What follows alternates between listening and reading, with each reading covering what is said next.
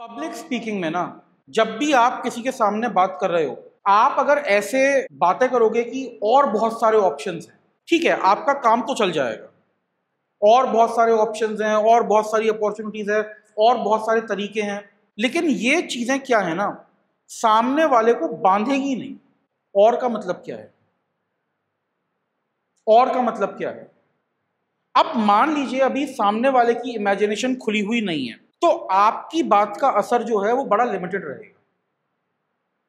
लेकिन अगर आपको अपनी बात को अच्छी तरह से इंप्रेस करवाना है, तो आप मोर ऑप्शंस के साथ, लाइक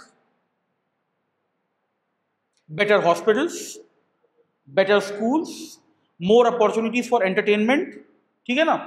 अब तुमने रिस्क नहीं लिया, सामने वाला इमेजिन कर पाए या ना कर पाए, तुमने उसके दिमाग में नैरेटिव छेड़ दिया, तो अब वो तुम्हारी बात पे कहीं ना कहीं कनेक्ट हो जाएगा।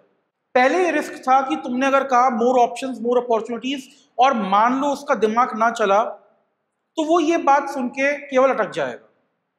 जब भी आप पब्लिक स्पीकिंग कर रहे हैं ना, आप कुछ भी अज्यूम मत कीजिए।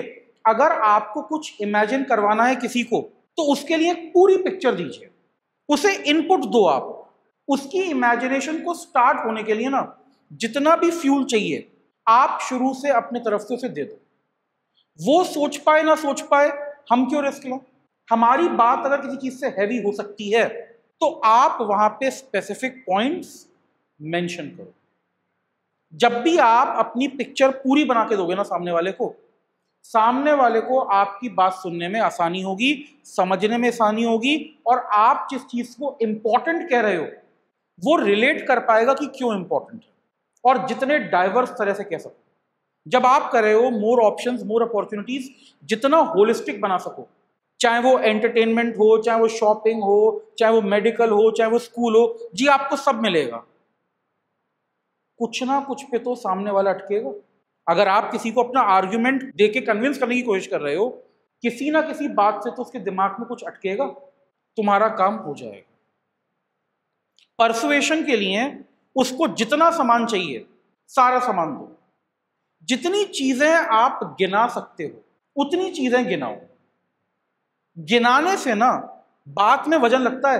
तुम लोग जब आंसर राइटिंग करते थे स्कूलों में, तुम्हें क्या समझाया था? पॉइंट वाइज लिखो, सिखाया था ना। तो इसी रूल को तुम पब्लिक स्पीकिंग में भी लाओ, पॉइंट वाइज बोलो। किसी चीज के फायदे बताने हैं ना, बहुत सारे फायदे हैं। क्या होता है बहुत सारे?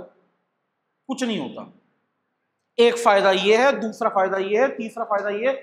जब तुम पब्लिक स्पीकिंग में भी सेम टेक्निक इस्तेमाल करोगे ना, तुम देखोगे लोग तुमसे ज्यादा इंप्रेस होंगे, लोग तुम्हारी बात पे ज्यादा विश्वास करेंगे, क्योंकि तुम ये सिर्फ नहीं कह रहे कि बहुत कुछ है, बहुत हो सकता है।